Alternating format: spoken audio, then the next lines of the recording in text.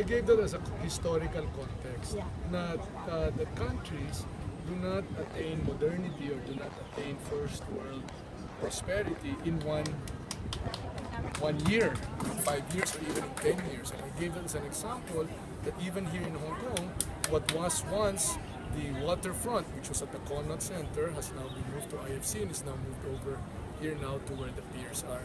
It takes generations to do that.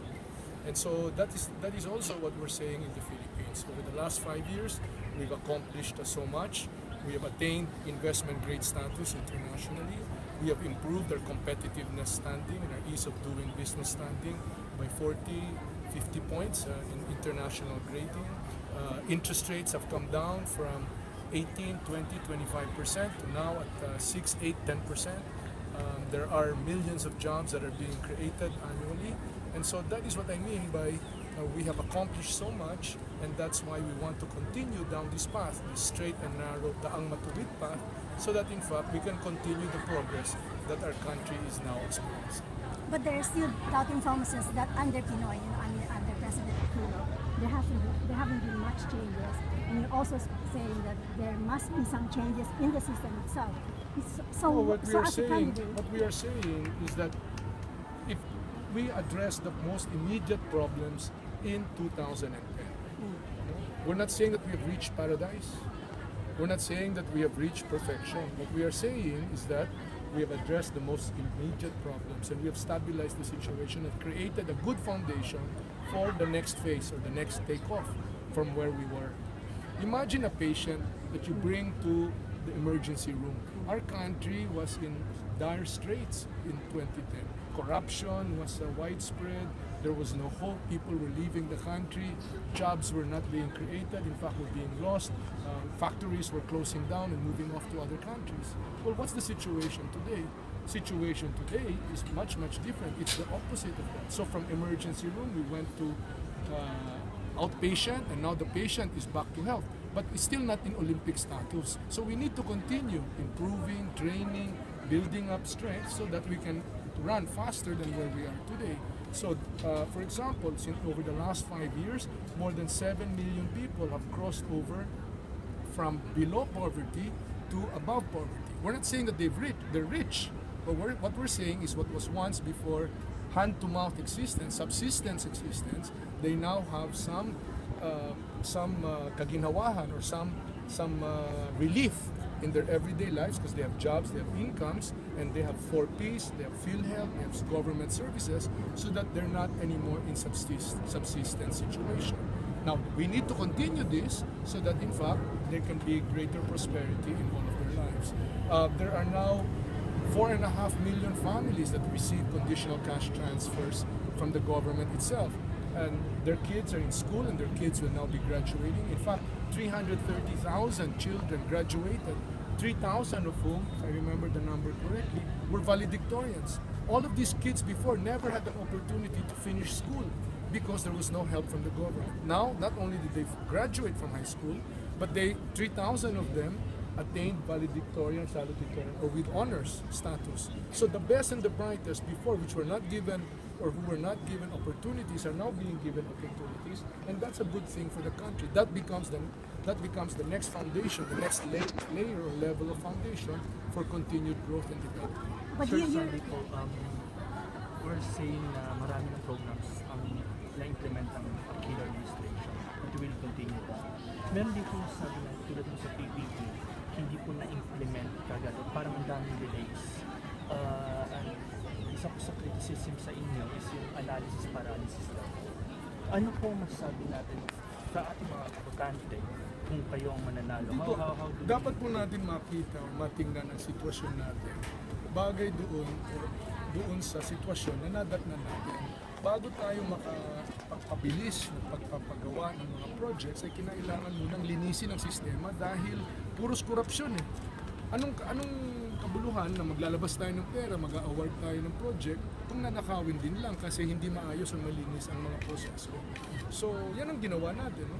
Pero ngayon, itong mga paglilinis na ito ay nasimulan na, marami na ang natanggal, marami nang naisaayos at patuloy na ginagawa ito. Gayunpaman, marami ditong mga PPP projects na ito ay na-bid out na, na-award na at ginagawa na rin. So, sige-sige lang ito, sistema lang ito na kung saan lalong bibilis ito. Lalong babagal ito kung titigil tayo at babalik tayo sa dati. Di ba? So, yun ang point dito. As I said, no? Dati, ang landingan dito sa Hong Kong was in Kai Tak. Hindi naman biglaan sa isang taon ginawa yung Chaplakok Airport. Una, ginawa yung railway, ginawa yung roadway, yung mga tulay. At saka nag-reclaim ng lupa para magawa yung airport, nagawa yung airport. So over a period of a decade, nangyari yan. So ganun din na sa Pilipinas. No? Hindi naman mangyayari lahat ito overnight. Pero hindi madedenay na napakarami na ang nagawa at nagagawa sa kasalukuyan at mas marami at mas mabilis pa ang ating pagunlad sa darating na mga taon. It's going to be a close race, sir. Sabi na 3 or 5% ng voters natin undecided pa. Among these undecided voters, merong hindi pa convinced sa'yo to vote for all dahil nakikita nila ang sumusuporta ng Presidente, the likes of Lydia Pineda, or yung mga ibang member ng mga political dynasties like in Isabela, which support natin mas Grace Palacan before. How would you assuage or convince undecided voters like who are against that? I think yung track record natin ang basehan natin. Mahigit 20 taon po tayo sa panunungkulan, sa paninibigan bilang isang public servant. Ni minsan hindi nadapuan ng kahit anong anomalya, kahit anong kaso sa anomalya ang ating pangalan.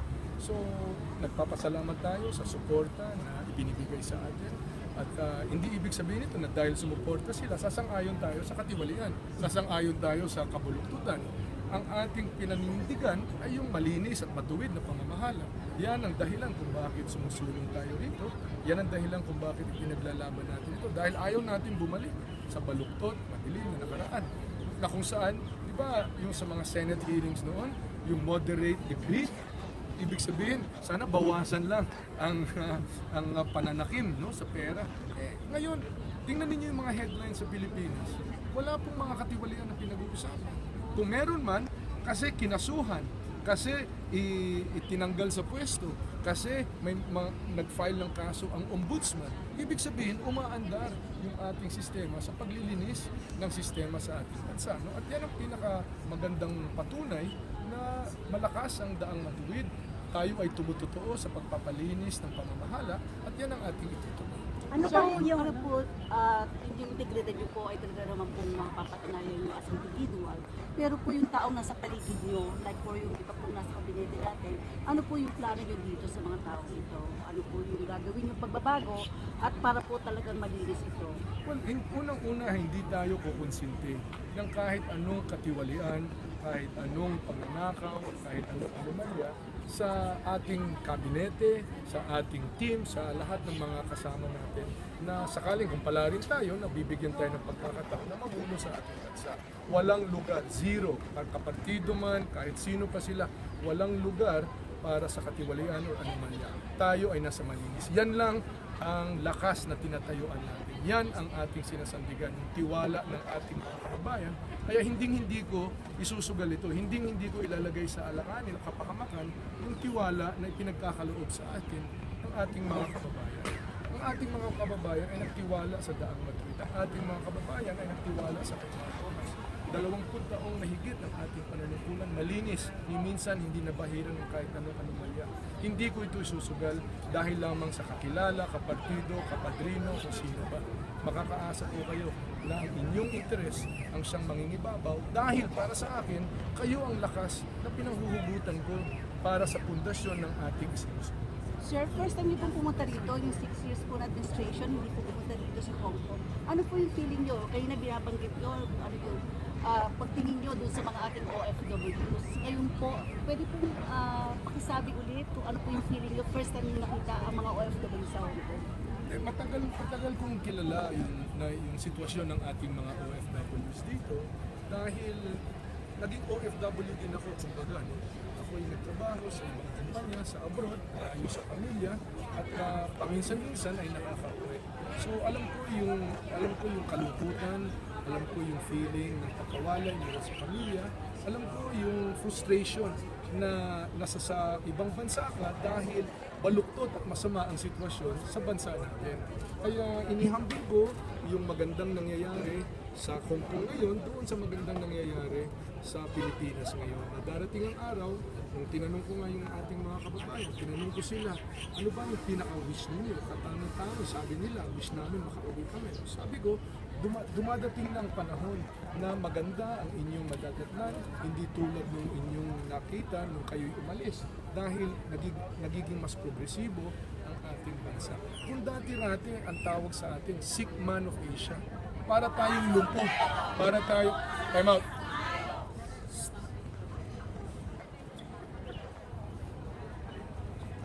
Asan ba ako? Parang dati po, parang dati, Sick of Asia. Sick man of Asia.